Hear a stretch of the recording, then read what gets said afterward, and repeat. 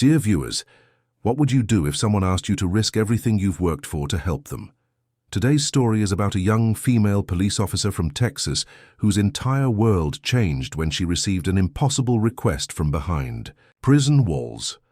This isn't just another story about breaking rules or crossing lines. This is about a choice that would test everything she believed in and transform two lives in ways neither could have imagined. Before we dive deep into this incredible journey, I want you to know that what you're about to hear will challenge how you think about justice, truth, and the power of one person's determination to do what's right. If stories like this move you, please hit that like button, subscribe to the channel, and let me know in the comments where you're watching from. Trust me, you'll want to stay until the very end because this story has twists you won't see coming. Let's begin with Rebecca Martinez, a 26-year-old officer who had spent her entire career following every rule, every protocol, every procedure, to the letter. She wasn't one of those officers who bent the rules or looked the other way. Rebecca was different.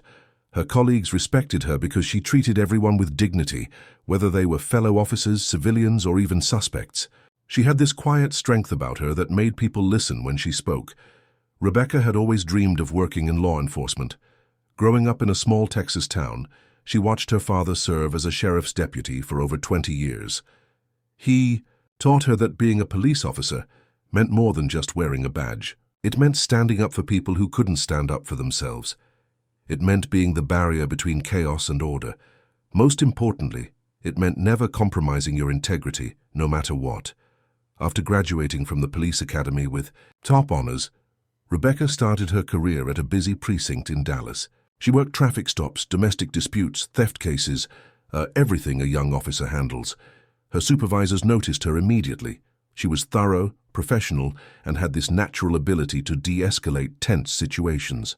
Other officers started requesting to work shifts with her because they knew she had their backs.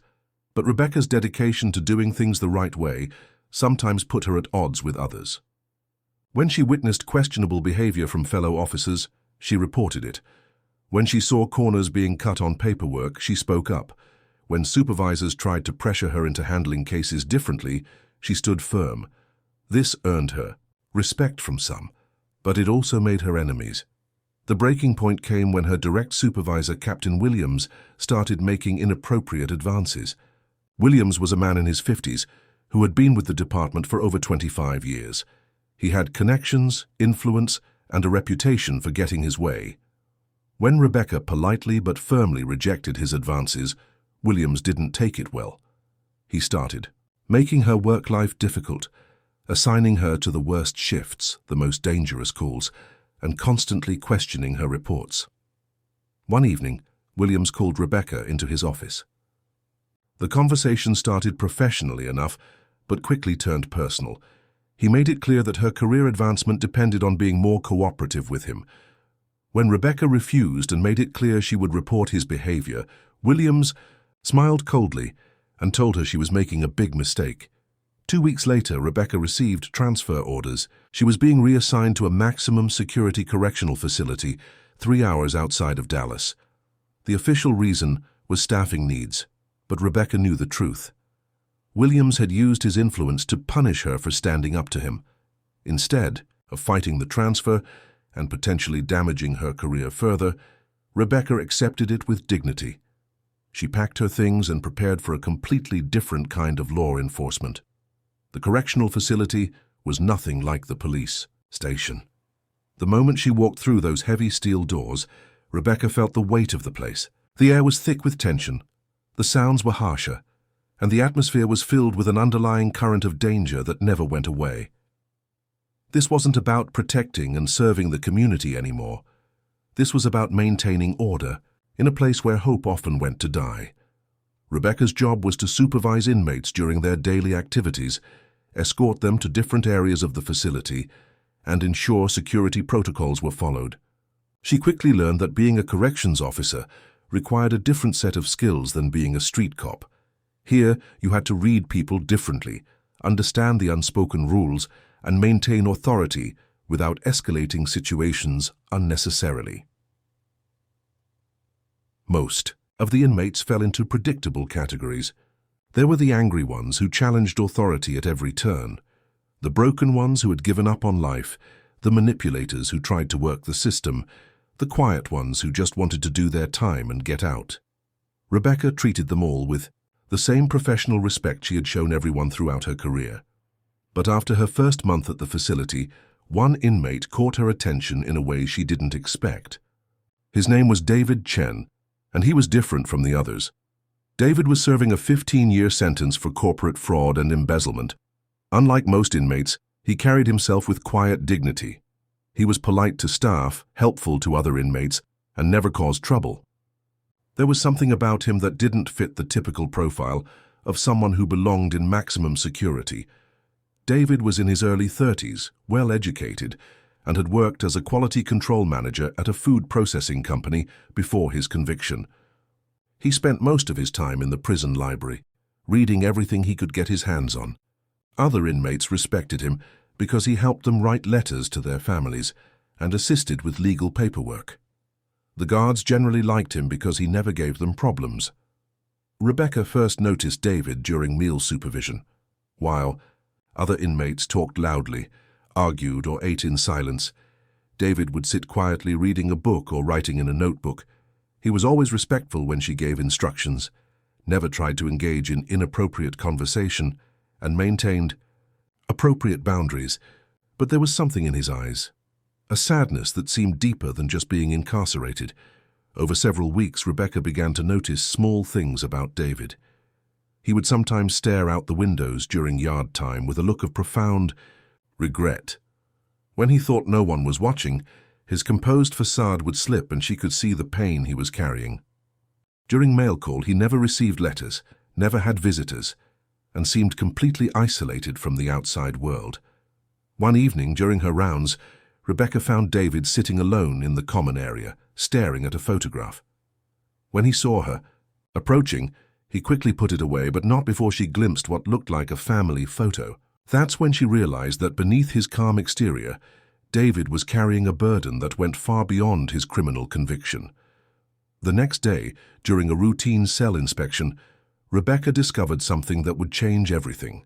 Hidden in David's personal belongings, she found a carefully organized folder containing documents, letters, and what appeared to be evidence related to his case.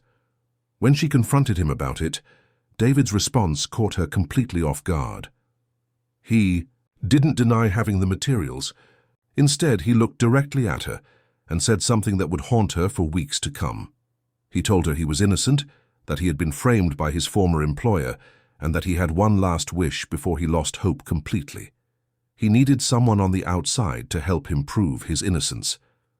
But more importantly, he needed someone to fulfill a promise he had made to his dying daughter. Rebecca stood there holding that folder, knowing that what happened next would define not just David's future, but her own as well. David's words hit Rebecca like a physical blow. She stood frozen in his cell, the folder trembling slightly in her hands. Everything about this moment felt wrong, dangerous, like standing on the edge of a cliff, knowing one wrong step could destroy everything she'd worked for.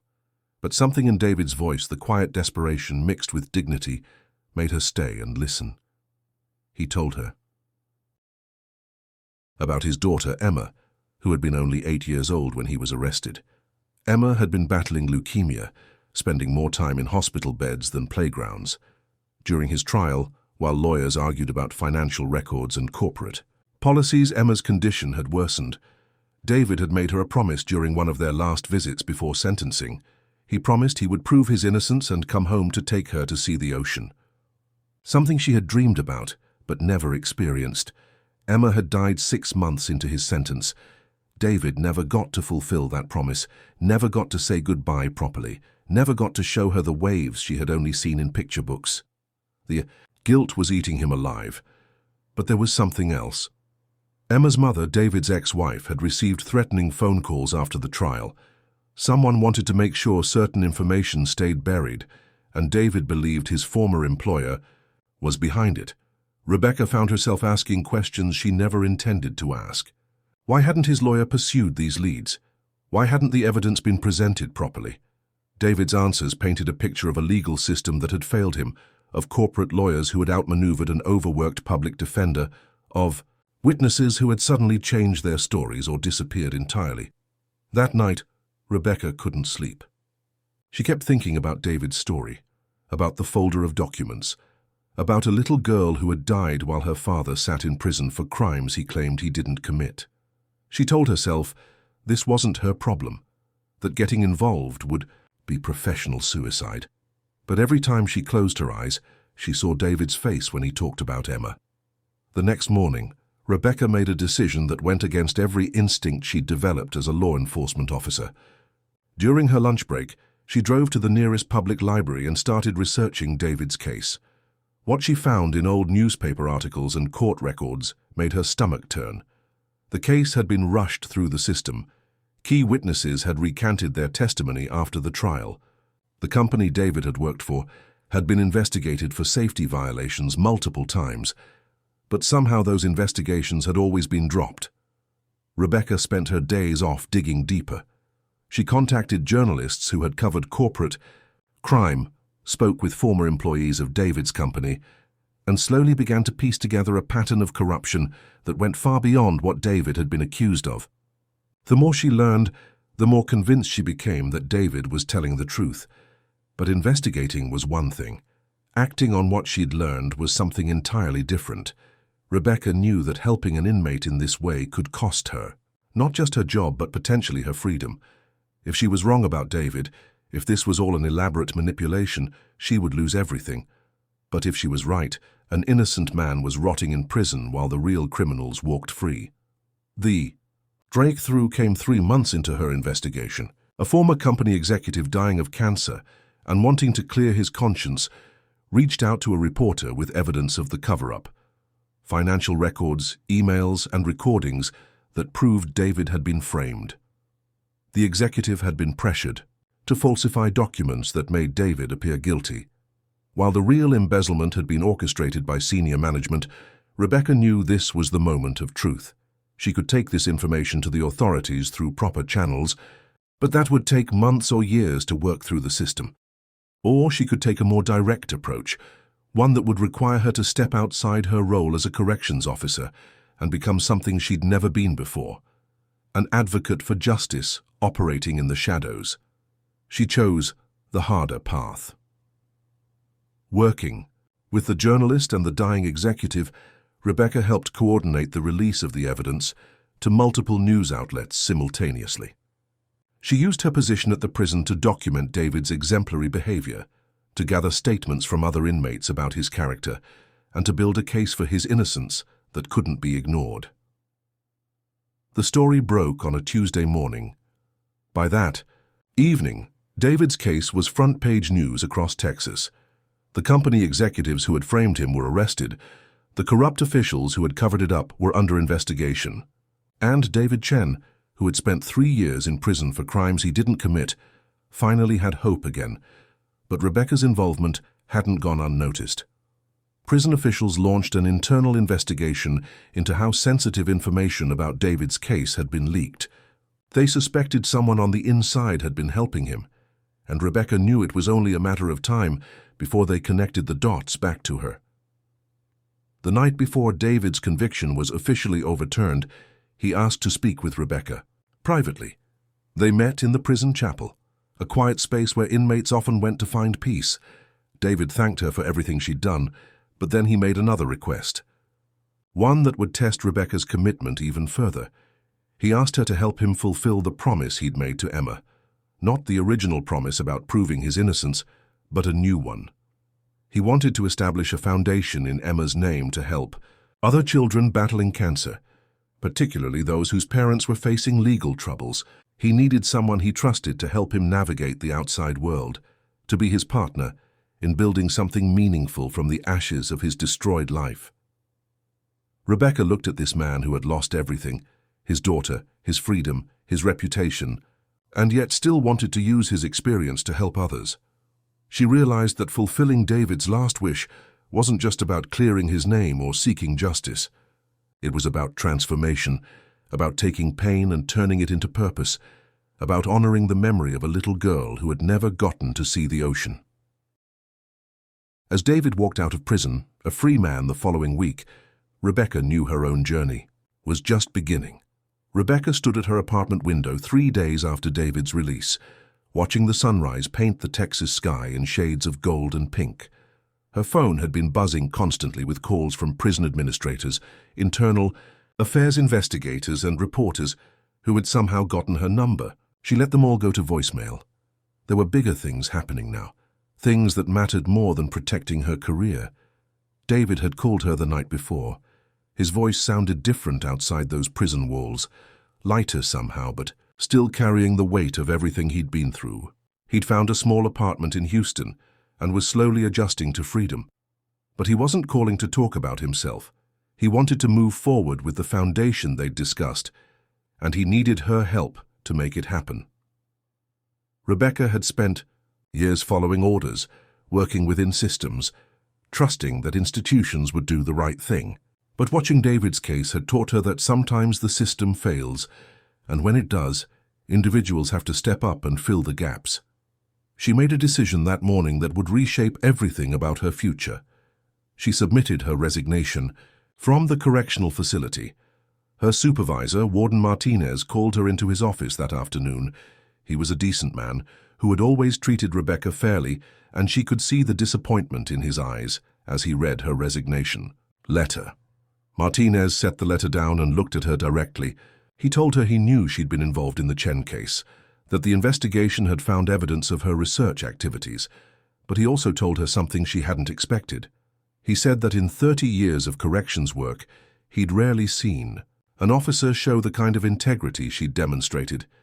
He couldn't officially condone what she'd done, but he understood why she'd done it. Rebecca left that meeting feeling a mix of relief and terror.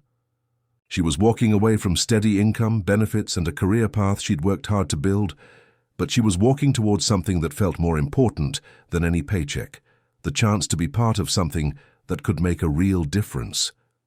David met her at a coffee shop in downtown Houston the following week. It was strange seeing him in civilian clothes, sitting across from her without bars or guards or institutional protocols between them.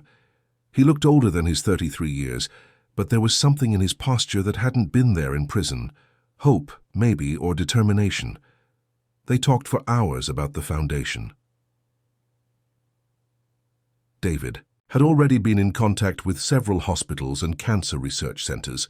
He'd spoken with lawyers about the legal requirements for establishing a non-profit organization, but what he needed was someone who understood investigations, someone who could help identify families who needed support, someone who could navigate the complex world of law enforcement and legal systems that often left families feeling helpless and alone.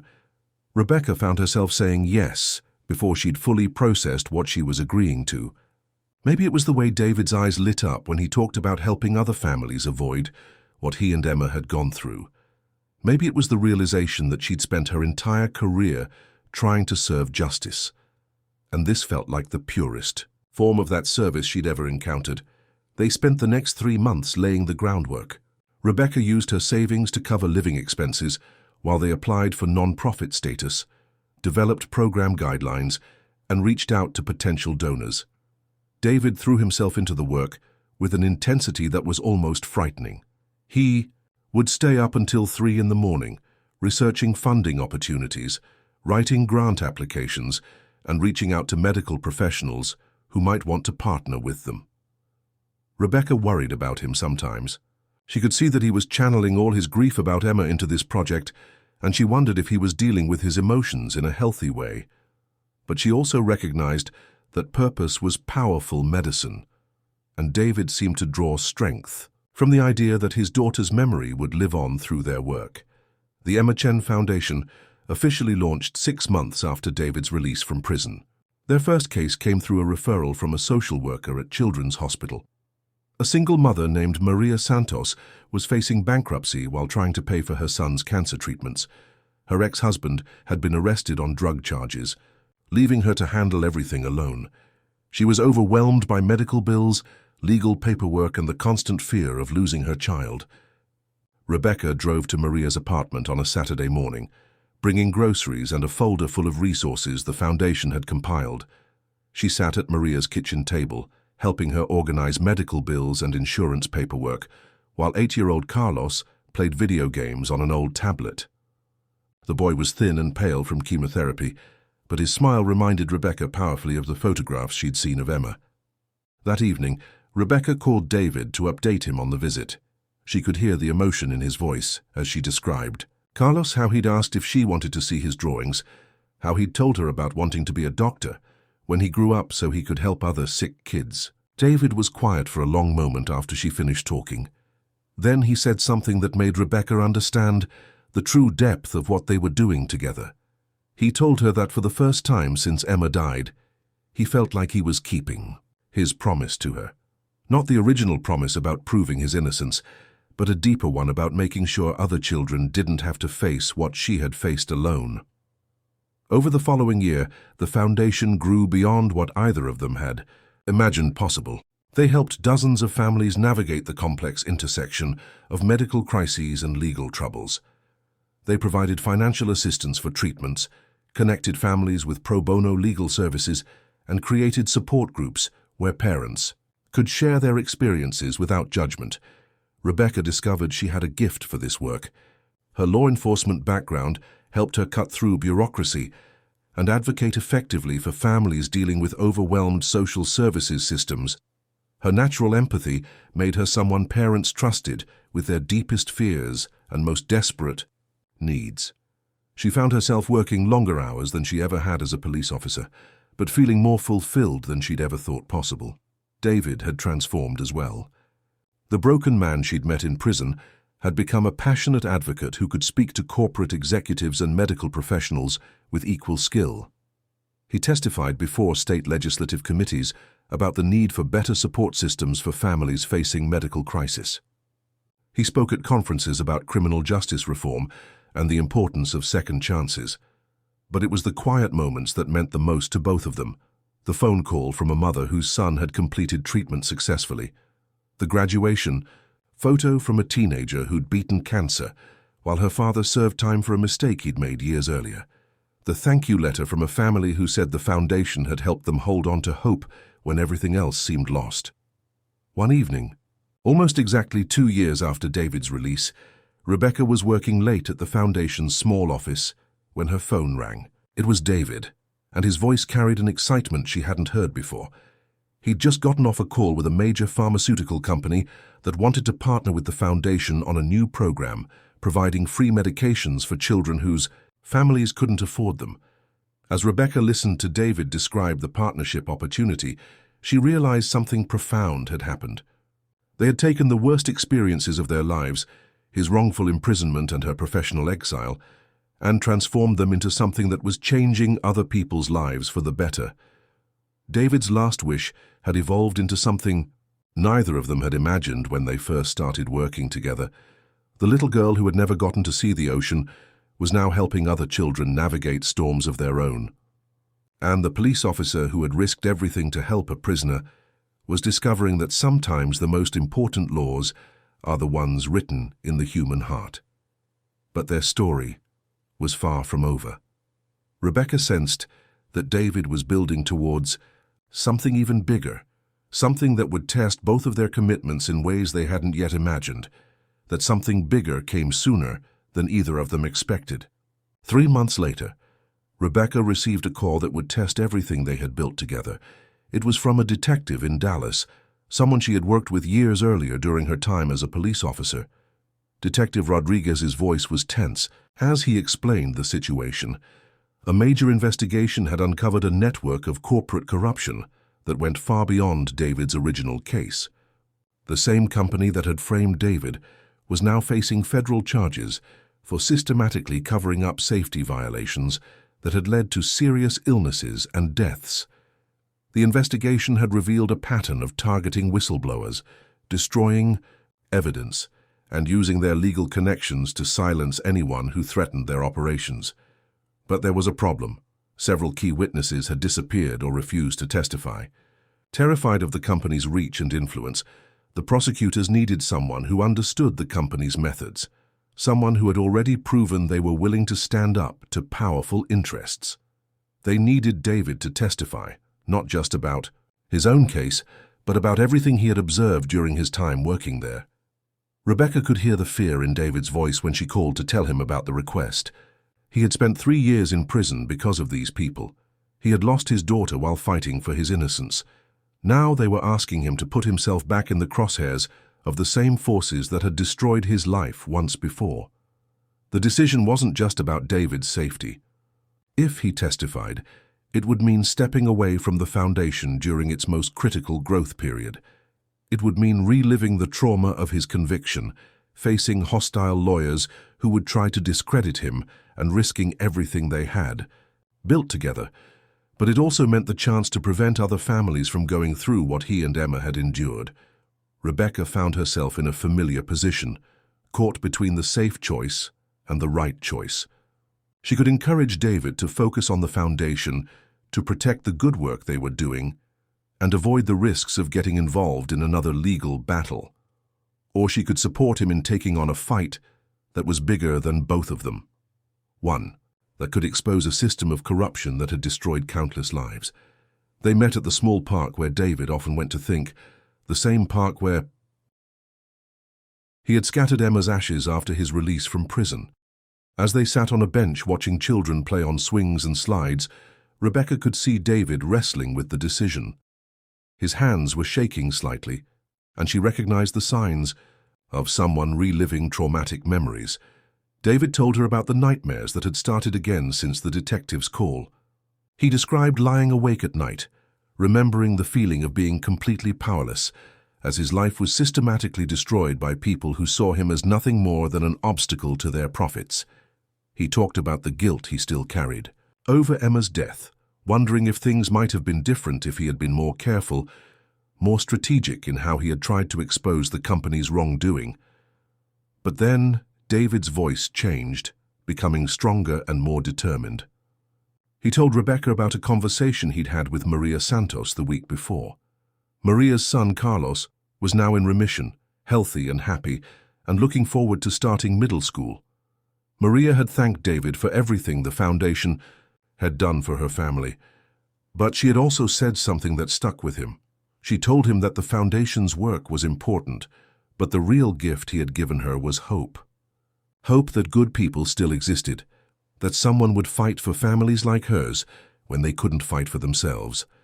David looked at Rebecca and said something that made her understand the true measure of the man she had chosen to partner with. He told her that Emma would have wanted him to fight, not just for other sick children, but for all the families who were facing powerful enemies they couldn't defeat alone. He said that testifying wasn't just about seeking justice for what had happened to him. It was about preventing future Emma Chens from losing their parents to corporate greed and systematic corruption. Rebecca felt a familiar sensation, the same feeling she had experienced in David's prison cell 2 years earlier when she first decided to help him. It was the recognition that some moments define who you are, and backing down isn't really an option when you understand what's at stake. She told David she would support whatever decision he made, but she also shared her own perspective. During her years in law enforcement, she had seen too many cases where the powerful escaped consequences, while ordinary people paid the price for their crimes. She had watched families destroyed by systems that were supposed to protect them. David's testimony could be the key to breaking a cycle of corruption that had been operating for years. More importantly, Rebecca reminded David of something he seemed to have forgotten in his fear. He wasn't the same man who had been railroaded 3 years earlier. He wasn't alone anymore. He had allies, resources, and a platform that could amplify his voice in ways that hadn't been possible during his original trial. The foundation had given him credibility and connections that would make it much harder for his enemies to silence him. David agreed to testify. The months leading up to the trial were intense and exhausting. Rebecca found herself serving as David's protector, advocate, and emotional support system all at once. She coordinated with federal prosecutors, helped prepare David for cross-examination, and worked with security experts to ensure his safety. She also kept the foundation running, delegating responsibilities to staff members and volunteers, while maintaining the programs that families like Maria's depended on. The trial itself was a media sensation. Day after day, David sat in the witness stand describing a culture of corruption that had prioritized profits over human lives.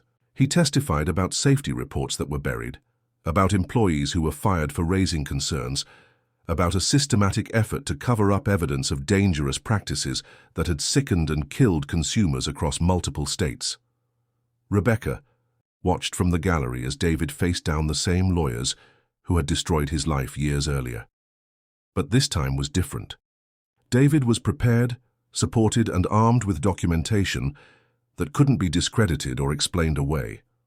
When the defense attorneys tried to paint him as a disgruntled former employee seeking revenge, David calmly pointed to the Foundation's work and asked why someone motivated by revenge would spend his freedom helping children and families rather than pursuing personal gain. The jury deliberated for less than 6 hours. Guilty verdicts on all major charges, prison sentences for the executives who had orchestrated the cover-up, financial penalties that would fund victim compensation and corporate oversight for years to come. But for Rebecca, the real victory came in the weeks following the trial. Phone calls from other whistleblowers who had been afraid to come forward, now emboldened by David's example. Letters from families who had lost loved ones to corporate negligence, thanking them for proving that justice was still possible. Invitations from other organizations who wanted to partner with the Foundation to expand their work to new communities and new causes. Standing in the Foundation's office 6 months after the trial, Rebecca looked at the wall where they had hung photos of all the families they had helped, dozens of smiling children, grateful parents, success stories that had emerged from some of the darkest moments in these families' lives. In the center of the wall was a photo of Emma Chen, the little girl who had never gotten to see the ocean, but whose memory had inspired waves of change that were still spreading outward. David appeared beside her, following her gaze to Emma's photo. He was different now than he had been even a year earlier. The fear was gone, replaced by a quiet confidence that came from knowing he had found his purpose.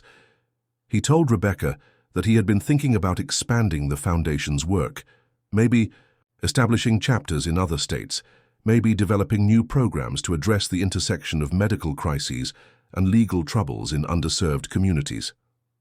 Rebecca smiled, recognizing the tone in David's voice. It was the same tone he had used when he first described his dream of helping other families avoid what he and Emma had experienced. But now his dreams had the weight of proven success behind them and the resources to make even bigger changes possible. As they stood there planning the future, Rebecca reflected on the journey that had brought them to this moment. She had started as a police officer, trying to serve justice within established systems. Then she had become a corrections officer, working to maintain order in a broken institution. Finally, she had found her calling as an advocate operating outside traditional structures, using her skills and experience to fight for people who had nowhere else to turn. David's last wish had been simple in concept, but profound in its implications. He had wanted someone to help him prove his innocence and honor his daughter's memory. But fulfilling that wish had required Rebecca to risk everything she had worked for, to step outside her comfort zone, and to discover capabilities she never knew she possessed. The Foundation was thriving, but Rebecca knew their work was far from finished. Every day brought new calls from families facing impossible choices, new stories of people caught between medical crises and legal troubles they couldn't navigate alone. Each case reminded her that David's original wish had evolved into something much larger, a commitment to ensuring that no family would have to face these challenges without support and advocacy. Dear viewers, sometimes fulfilling one person's last wish becomes the beginning of something that changes countless lives. Rebecca Martinez thought she was helping one innocent man clear his name and honor his daughter's memory. Instead, she discovered that true justice isn't just about following rules or working within systems. Sometimes it requires individuals to step outside their roles, take risks, and fight for what's right, even when the odds seem impossible. David Chen's last wish wasn't just about proving his innocence. It was about transforming pain into purpose, turning personal tragedy into a force for positive change, and ensuring that a little girl's dream of seeing the ocean would live on through the lives of other children who needed someone to fight for them. Their story reminds us that the most important promises aren't always the ones we make to the living. Sometimes they're the ones we make to memories, to principles, and to futures we may never see but hope to make possible for others.